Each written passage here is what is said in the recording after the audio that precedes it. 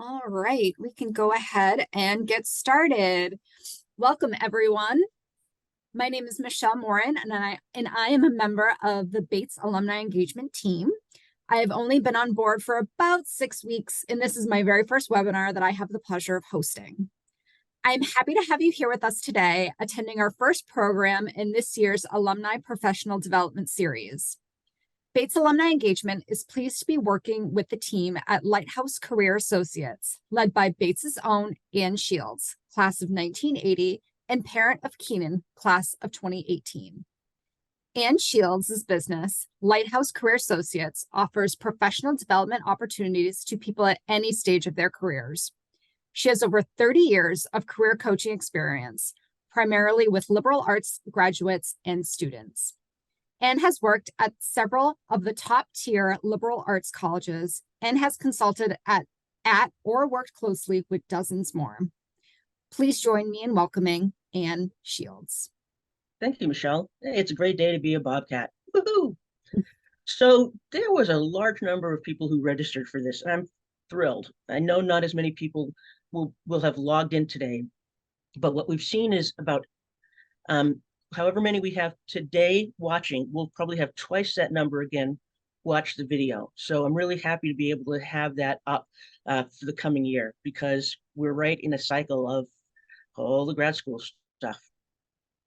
I'd like us I could go on for hours off the top of my head with this stuff, and I'm not going to. I have a quick poll that I would love for you to look at and respond. I want to know where your greatest interests are, so I can make sure I spend the most time addressing where you want the information. So what do you want to hear about today? Types of graduate programs, reasons to go or not to go, where to go and study, the application process itself and reference letters, or the personal statement. You can vote for more than one. Please don't vote for 5, because my hope is that we're going to narrow this down a little bit so I can focus on just what you would like to hear the most. How's it looking, Michelle? Do we have some responses? See here, number 1 would be where to go and what I would study. Okay. Followed up by reasons to and not to go. Okay. And the application process and reference letters. Okay. Then the types of programs out there. Okay. And then finally, the personal statement. Okay. Where we rank. All right. Thank you very much, everybody. Now let's see what we can do for this. Pardon me. And please put questions in the chat. If I don't get to them today, I will look at the transcript from the chat when we are done and get responses back to Michelle, who can get it back out to you when she sends you the link to the recording. So really quickly, what kind of programs are there out there? Well, it depends. But I'm actually going to do something first and say, when liberal arts undergrads show up on campus, most of us think that there's going to be a graduate degree somewhere along the way for us, because that's what we know how to do. We're good at school. And when I get this degree, then of course I'll get another one, because that's how I'm going to advance my career. The market right now, the job market, is pretty bizarre, as you know. And what once would have a master's be expected may not at this point in time. There are employers who really are preferring to see credentials or finished project work to demonstrate you can do the work they're hiring you to do, rather than to have a degree. The upside of that is that you can save yourself a lot of money in terms of the tuition, and you also recoup the lost wages that you might have if you were in school full time. The harder side, the downside, is it's hard to know right now because everything's still shuffling around. So with the type of program and when you go and why you go, it's critically important that you put your skeptical skills to work and use your critical thinking. It's not a foregone conclusion that grad school is going to advance your career. It's not a foregone conclusion that it's going to up your salary. Right now, it's just hard to tell. For many people, it may be a professional degree that you look for, a master's in public health, public administration, perhaps. You tend to be 2 years professional degrees, very targeted. You would typically be in a room, your classmates would generally be 3 to 8 years out of their undergraduate experience and have a good amount of work experience under their belt. There's a lot of collaboration, a lot of team projects. And the added benefit of this is you're learning from everybody in the class, not just from the faculty member. That does mean, though, you only go to grad school if you know what it is that you want to do. One of the things that grad school isn't a thing to do if you don't know what to do. Unfortunately, it often becomes a default for us. I don't know what to do. The job market's crappy. I'll go back to school and wait it out there. It's understandable from a safety and security point of view. And it is, this is strong, perhaps one of the least informed things you can do. Grad school is professional training. It's getting you ready for what's going to come next, which is a professional track, your career. You might go on and do an academic master's degree in English or history or sociology, largely because you enjoy it. You like doing research. You may use it in conjunction with other skill sets as you move in your career. And you know about PhDs. They tend to lead toward academic careers. And I think if you talk to any of your Bates faculty friends, they'll say, proceed with caution. Tenure is going to look like different things going forward when this cohort of baby boomer faculty members moves on. It's not certain that the tenure that they enjoyed would be the tenure that anybody coming out of school now would enjoy.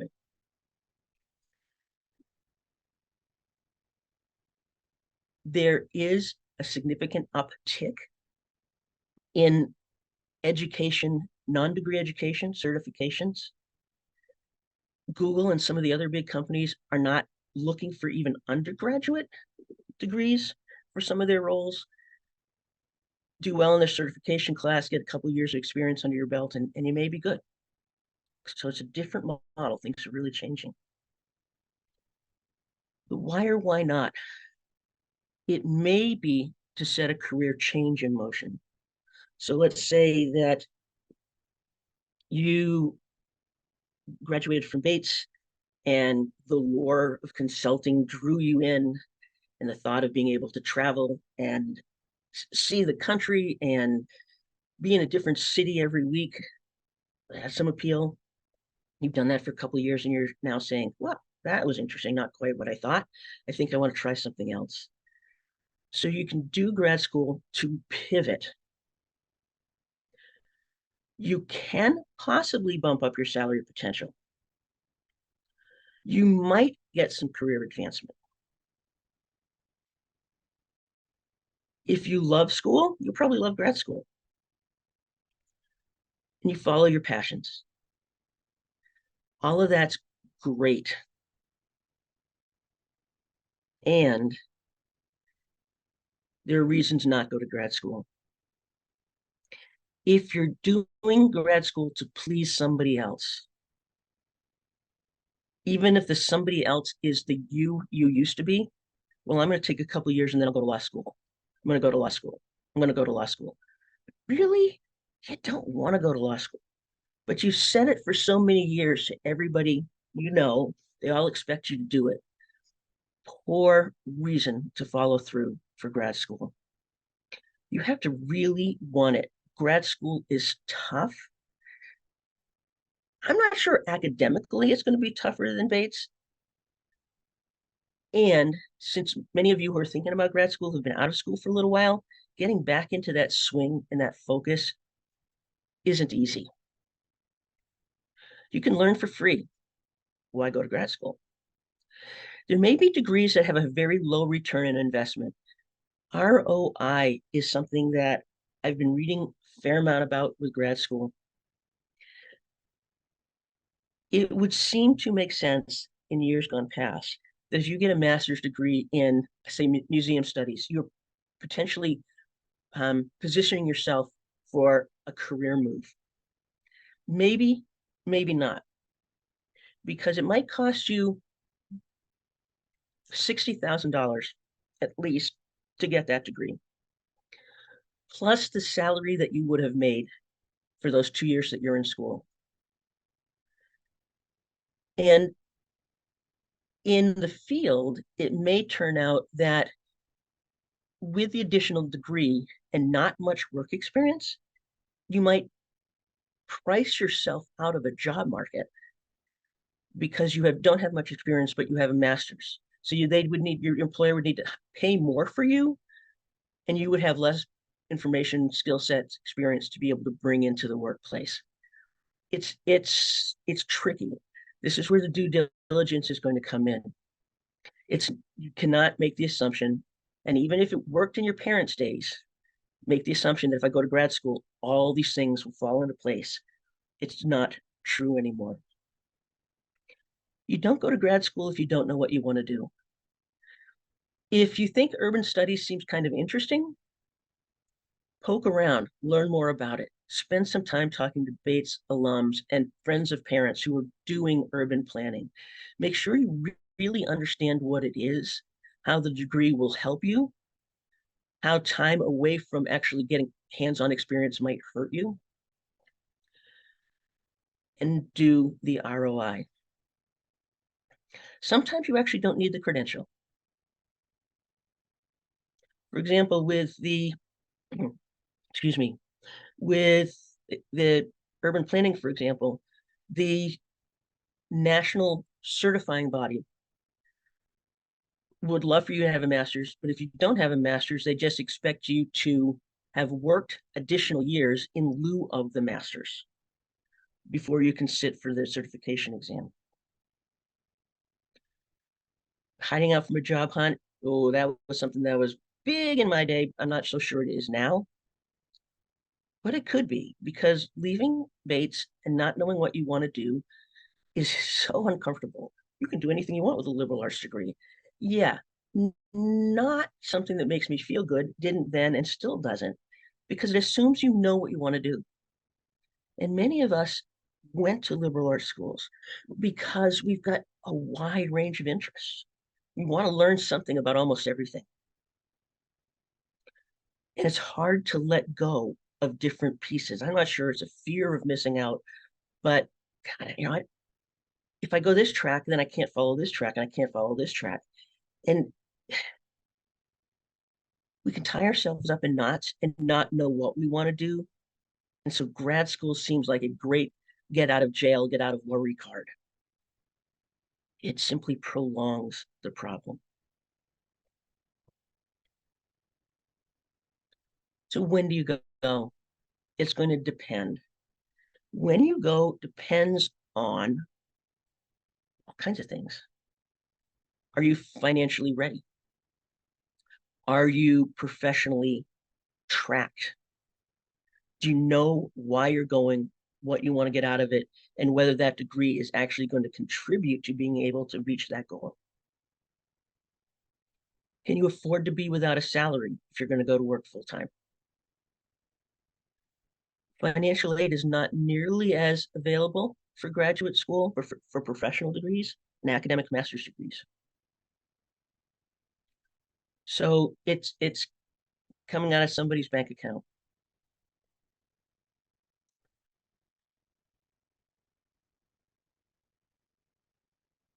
You might want to look at what the total debt would be if you went to a 2-year program, and then look at it compared to the bump of salary that you might get with that degree if you positioned yourself well and were able to leverage it into a jump up job wise.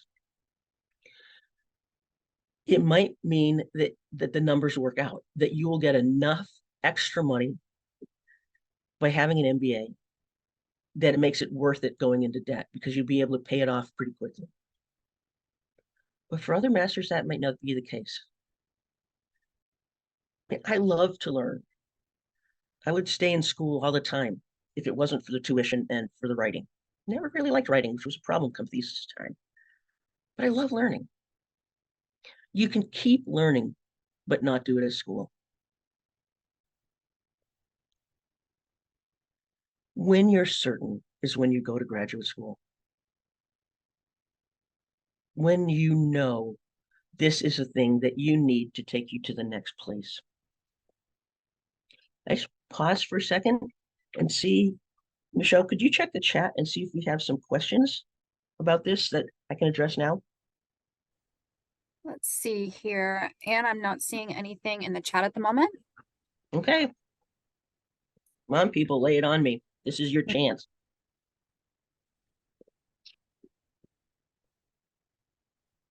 How to decide, you are absolutely sure that you want to go, that a degree is the thing that's going to take you where you want to go faster, and it's going to be worth the time, energy, tuition, debt. Because not everybody just writes the check. You may have had the good fortune of your parents underwriting your Bates degree. That doesn't happen in families always for the graduate degree.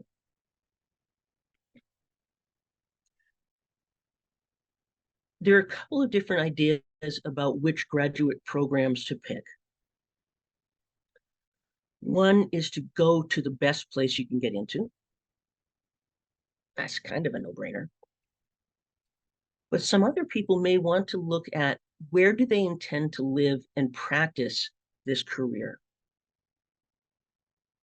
So if you are in Chicago and you're thinking about getting a master's in architecture and you plan to stay and work in Chicago, it might make sense to do your graduate work there in Chicago, where there's reputation, where there are a lot of alums, where you will have connections professionally. This is also true for law school. Ideally, you go to the best law school you can. However, you'll come out with a lot of debt, and you may end up having to choose a line or a branch of law that will help you make a lot of money to pay your debt and not, in fact, align with who you are as a person, why you initially wanted to get into the field. So go to the best place you can get into? Maybe. It depends. And we do have a couple questions in the Q&A. Please. See, Michaela's asking, what about a PT master's programs instead of full-time? How much does that change the quote unquote why to/why not to go? Great question.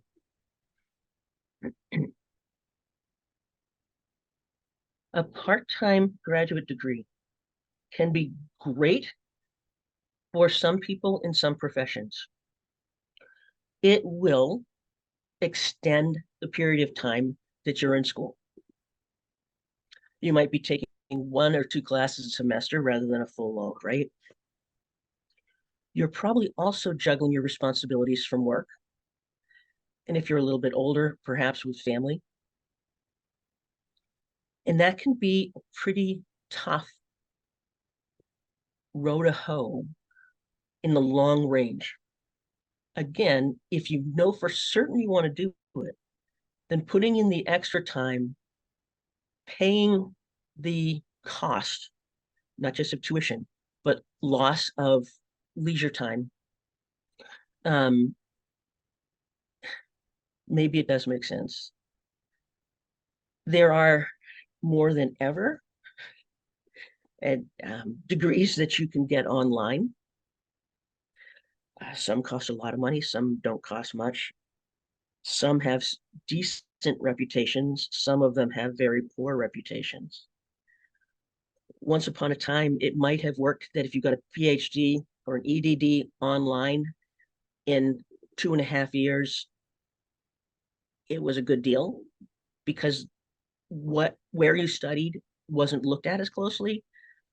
Right now, if you're going to spend that time and money, I would say go for quality because you're banking on that degree to advance you. Full-time, part-time can also, what can come into play for part-time is there still are some industries where the employer will help pick up the tab for a part-time degree. Those of us who have worked in education are in a sweet spot because that's generally part of the benefit that we were able to get when we work in higher education. We get 1 or 2 courses free a semester. I know scores of people who picked up a second or even third degree approaching it that way. Part-time, how receptive is your employer to that? If the classes are all in the evening because everybody's working, everybody in the program is working because it tends to be an older cohort of students. That also means that your group work, your homework, the stuff that you need to do in teams is all going to be happening in the evening, possibly late at night. So it will encroach on personal time with family and with your life. It just does. It may be worth the trade-off for you. I can't tell you. That's up to you.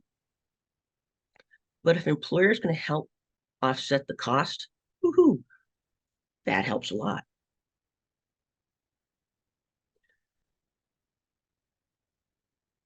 You may find the rare employer who will accommodate daytime courses and give you a flex schedule. I don't know how prevalent that is. It would be really nice. I'd be surprised if there are too many of those available. Is there another one, Michelle? Yeah, we have about just a couple more here. One question is, can you talk about master's degree abroad versus master's degree in the US? Oh, great question.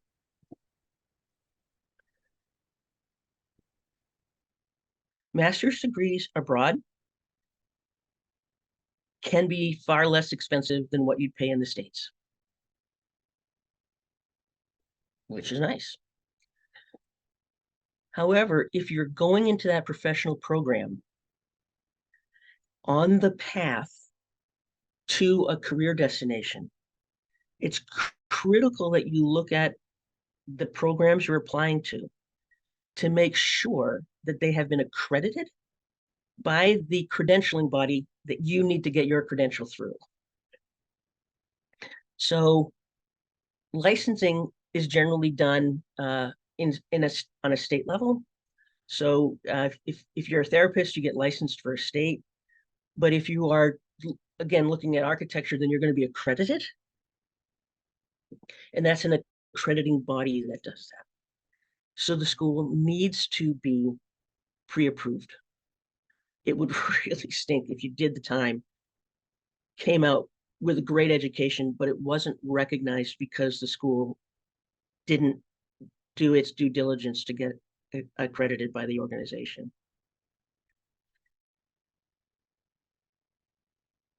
Here's where, again, research is going to make a difference.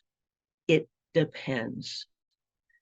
Before I would go off to Europe or anywhere else and get a graduate education, I'd want to talk to a lot of people who are in the position of hiring newly minted master's degree professionals.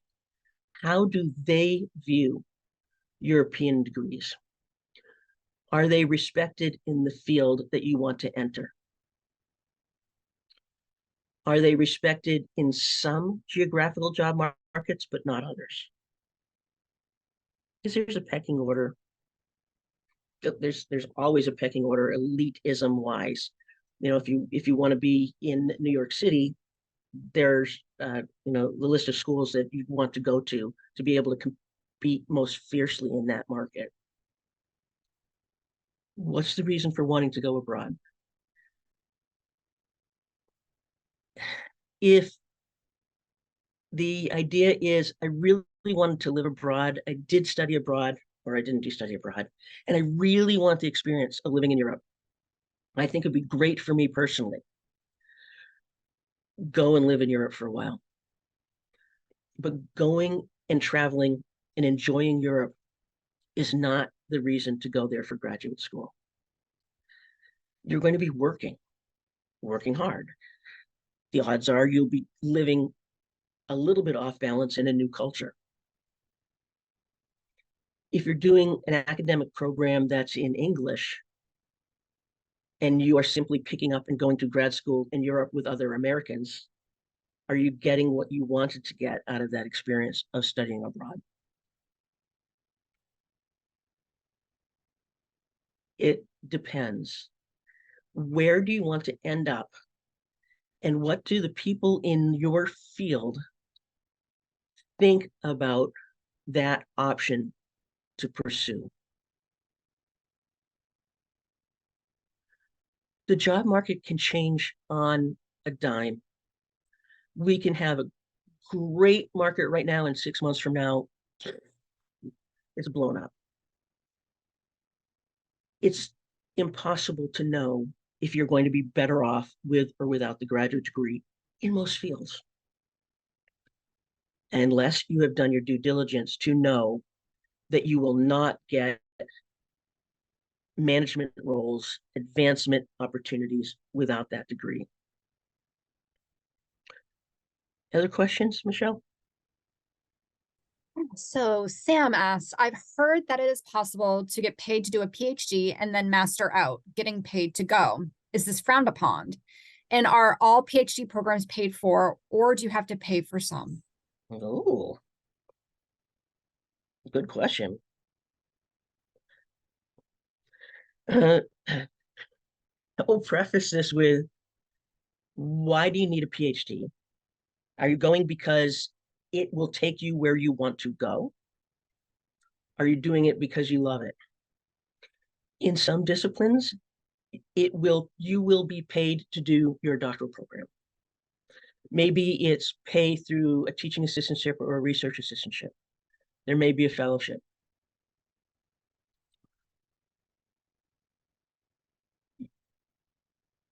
And a stipend to live off. That generally is most lucrative in the STEM fields.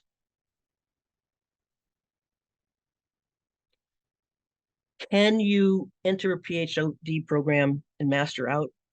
You can. Then you are in a situation, in my opinion, of having to make an ethical decision of misrepresenting yourself to get free money. It not something I think I would do, but I'm not everybody. Some people start the PhD program and end up dropping after they have a master's because they realize, as much as they love school, they don't really want what's on the other side. Research universities that produce PhD academics right now are having a lot of struggles internally, and they have been beaten up on pretty badly in the press for producing doctoral academics where there are no positions available for them to go. To find a tenure track position right now, it might take 2, 3, 4, 5 years of being adjunct somewhere, of making very, very low stipends for teaching with no guarantee that anything's going to happen afterwards. It's a tough, tough market. I was recently speaking to someone who has a PhD where she looked at the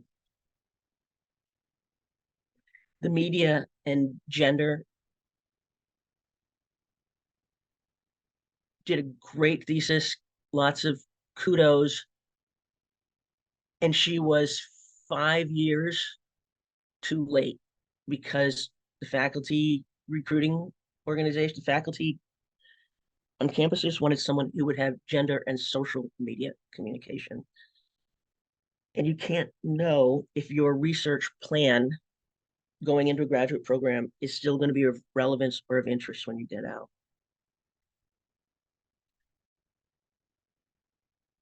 That is, going back to going into a graduate program, applying to a graduate program, you're expected to have an idea of what you're going to do when you get out.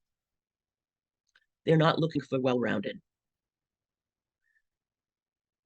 Every person applying is going to be intellectually curious. That's not something that's going to set you apart like it might have in high school.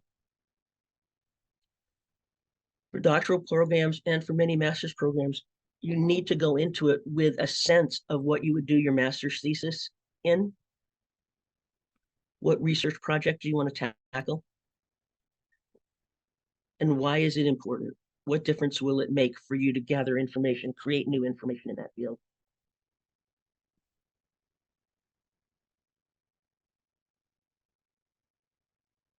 This all comes down to needing to know pretty far in advance what it is that you want to do.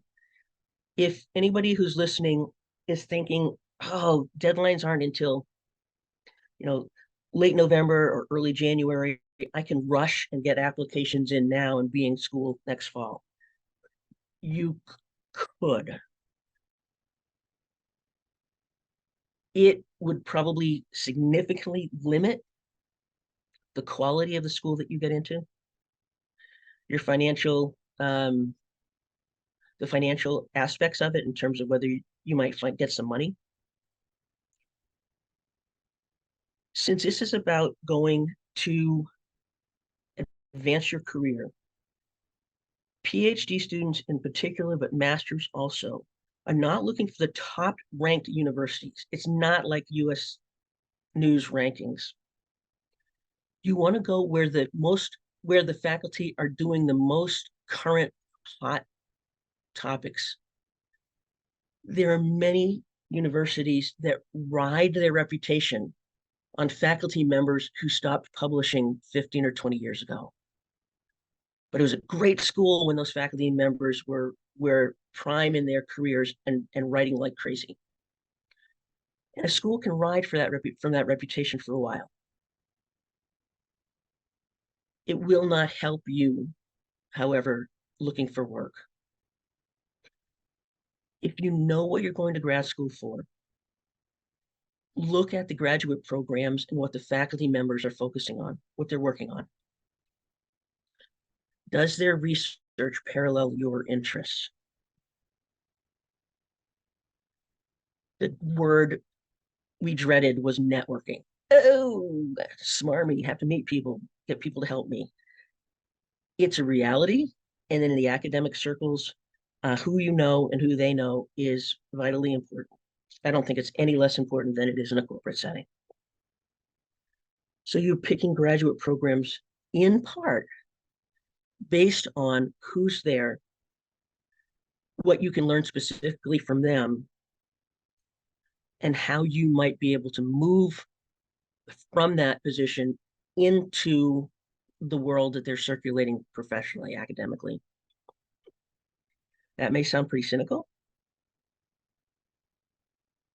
It's not meant to be. It's just pragmatic, I think. I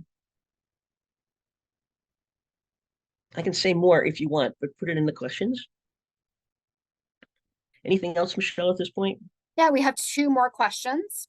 Are there any benefits to choosing cheaper / lower rated programs or schools? For instance, if you want to go for following your passions versus a big career advancement.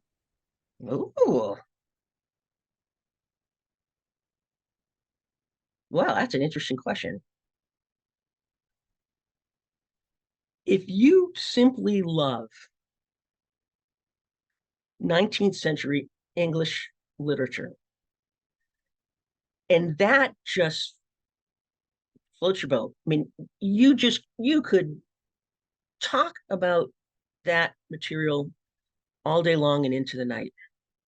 And it doesn't necessarily matter where you go, because you're not going to try to leverage that degree for a promotion or for a higher salary.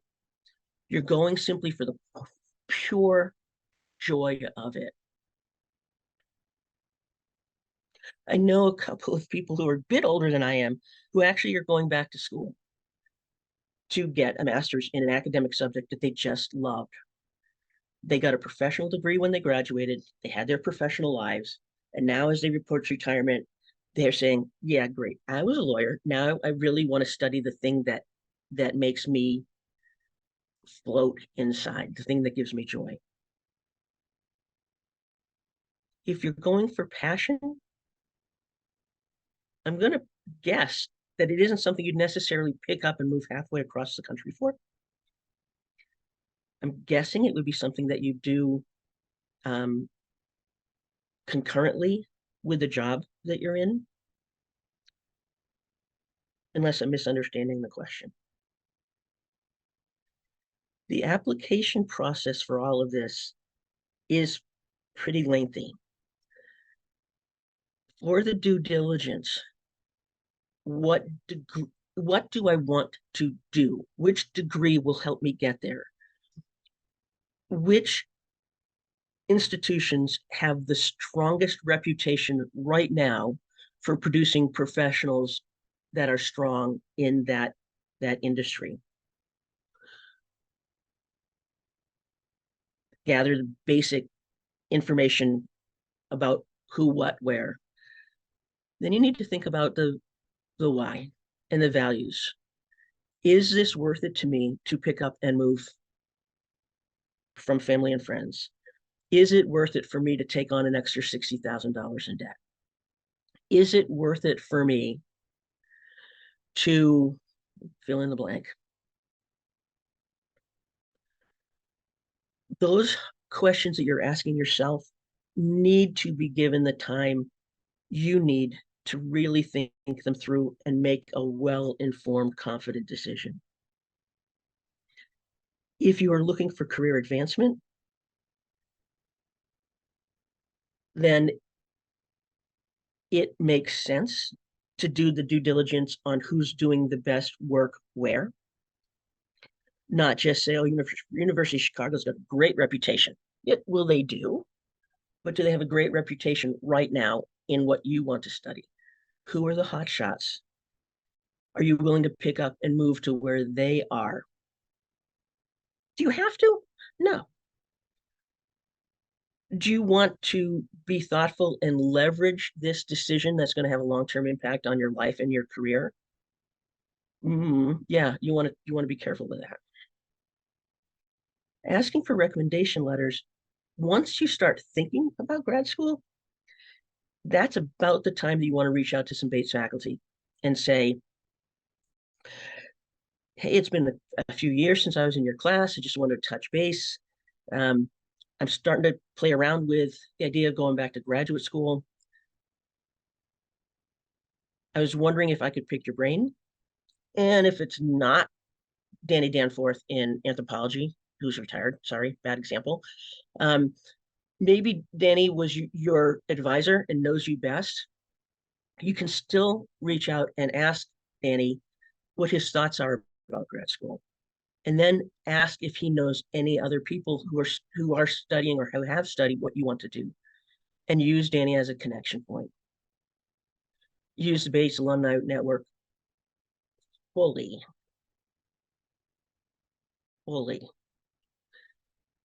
If you reach out to a Bates alum and say, I'm trying to make a decision, I'd like to hear how you made your decision. I'm not asking you for a job, but I'm trying to figure this out from where I am now. It will be rare, if ever, that the alum will say, no, I'm not going to talk to you. We are generous with each other in the Bates family.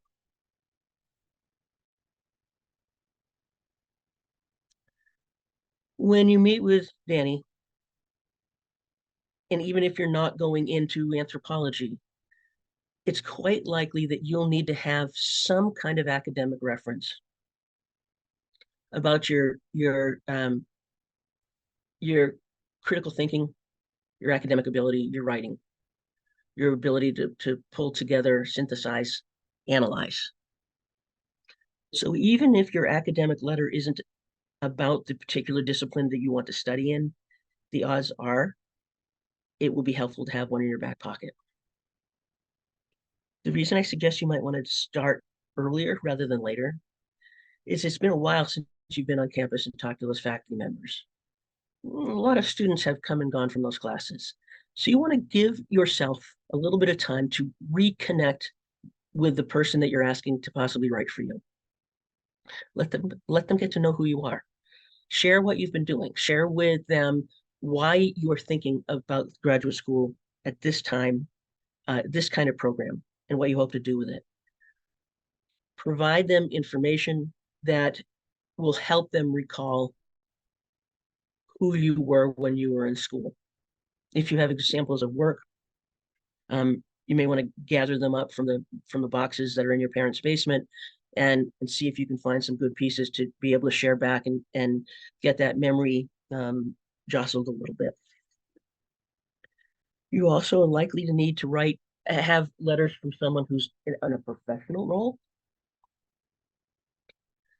Often it's going to be a supervisor, but not necessarily. And that letter is going to be about your professional competence and your sense of direction.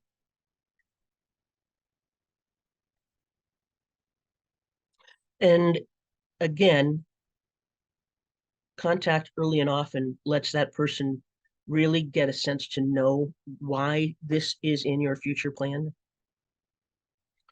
how it fits in. The more information your writers have, the better job they can do. You need to give writers plenty of advance notice. Oh yeah, like a couple of months advance notice. So if you're thinking about getting a letter this fall for next fall, you'll be waiting in line after all of the juniors and seniors who are asking for recommendation letters for other things.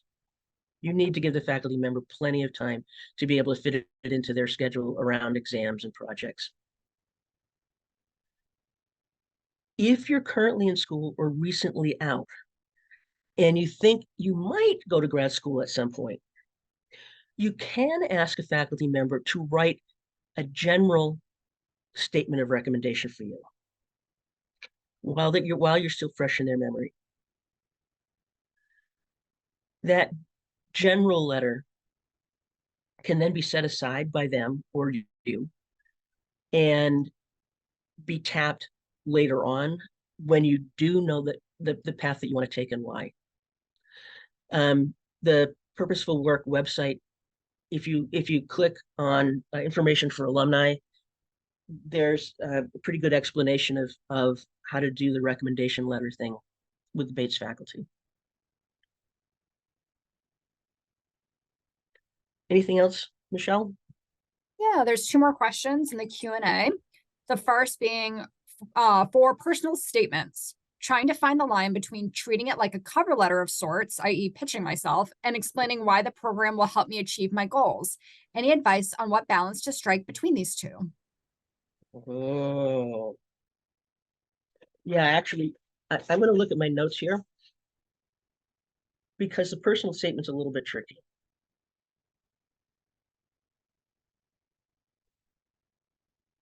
The best resource that I have seen over my many years of working with liberal arts students thinking about grad school is Don Asher's book on writing personal statements. If you can find it on Amazon, it says that it was published several years ago, but I spoke to him last year and he said he actually updated it in 2021. So the publication date is not when it was last updated. I don't understand that, but there it is. In a personal statement, it's about why this academic track is important, where you're going to take it. You need to keep to the prompt. Why do you want that study? Again, they're not looking for well-rounded. What they want is focus and self-understanding. This is a place where your letter writers can be helpful. You can ask, would they have time to give a look and make some comments on your personal statement? Whenever possible, learn vicariously. Get advice and information from the people who have gone before you, who have a depth of experience. If you're looking at a particular academic program, go into LinkedIn, search for Bates alums using the filter of schools, and then search by the degree and program that you're looking at. Are there any recent grads of that master's or PhD program who can give you a sense of what it is the academic program looks for in their admissions process? It's not cheating to get advice and information from people who have gone through the process. This is not about being clever or coming up with a great hook like you did many years ago when you, or not so many years ago for some of you who are still students, for your personal statement. Just targeted, tight, clear. This is who I am. This is what I want. This is why I want it. This is what I'm going to do with it. Is it easy? Heck, no. To try to keep it to 500 words or 600 words will take multiple drafts. Another reason why you give yourself plenty of time. Like, I'm talking plenty of time, like write the draft, come back to it 2 weeks later, look at it again, not pick it up tomorrow and look at it again. It has to truly be honed and sharp. You don't have much space, so you've got to make the most of every character that you have in that personal state. Okay, I have pretty much gone through the process. What are graduate programs? Why not? ROI. If I had to say any one thing is important, it's the ROI. You want to manage the risk, your financial risk and your career risk of taking time off a path to get a degree that may or may not help you. In this day, we cannot assume the degree is going to be considered a plus by the time you finish it. Your parents and aunts and uncles may question that and say, oh, it's always going to help you. It can never hurt you. Not true. Back in the day, a law school degree will never hurt you. Yeah, except it's going to put you back, $270,000, and you don't know if you want to be an attorney. What? That doesn't make any sense. So you want to manage the risk. You want to manage the risk financially. You want to make sure you're using your time well. And you want to make sure that inadvertently you don't undercut your career progression by hanging out in school and getting a degree rather than staying in work and getting the experiences. The fit is going to be essential, but the fit goes to what is it that you want and why. It's not about the name of the program. Yeah. Is it a good investment? It depends. It can be. But you're the only one who can really answer that question. And you can't answer it without doing the due diligence research. And I think, oh, this is Don's book. I've known Don for a very long time. He's a Reed grad. This is a great resource. And if you're putting together applications, I encourage you to find a copy of this secondhand or in the library. It's great. We've got a few minutes left. Any other questions, Michelle? Yeah, so we have one in the Q&A right now. How could we find out which universities are doing the hot topic research/work? Ooh, get nosy. Ask around in your field. Who's presenting at the professional associations? Who's getting featured and spotlighted in keynote talks? Think about the trade journals.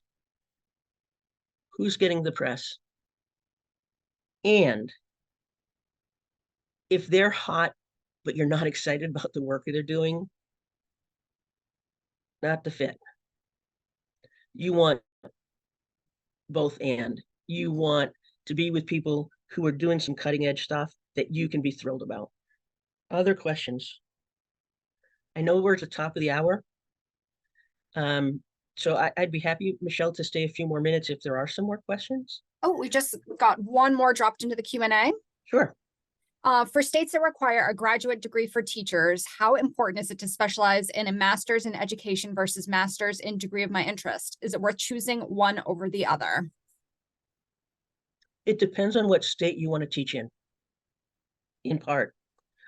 The state determines what the requirements are for credentialing. So you need to know most programs are going to want education classes, maybe not necessarily a full degree in education, but they would want you to take some pedagogical classes. It would also make sense to get some time in a classroom to make sure you actually like teaching. But I would look at the state, I would talk to teachers who are working in the district where you'd like to be. As an aside, one of the things I always thought would be a sweet gig is if when you graduate from college, you do a couple of years at a boarding school teaching where you live in and you get your expenses paid for. They help you pay for your degree. And you also then have the free money because you're not paying for rent or streaming services or electricity to be able to pick up the degree in the academic subject you're interested in. That's not the only reason to go that route, but if you're thinking about picking up the education degree along the way and you're not certain if teaching is the way you want to do it, it can be a pretty good deal if it lines up for you.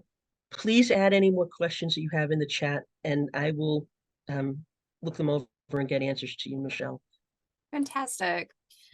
So as we close, Anne, we can't thank you enough and Lighthouse Career Associates for sharing this important program for the Bates community. Thank you so much. I also want to thank all of you participating, and I hope that you found this program to be helpful and informative. Please be on the lookout in the days ahead for a follow-up email, which will include a recording of the program and a follow-up survey. I will drop the link to the survey right in the chat right now. And a link to the survey has been dropped. Please help us evaluate this session so we can continue to grow and provide quality service to alumni. I hope you all enjoy the rest of your day. Take care, Bobcats. Thank you.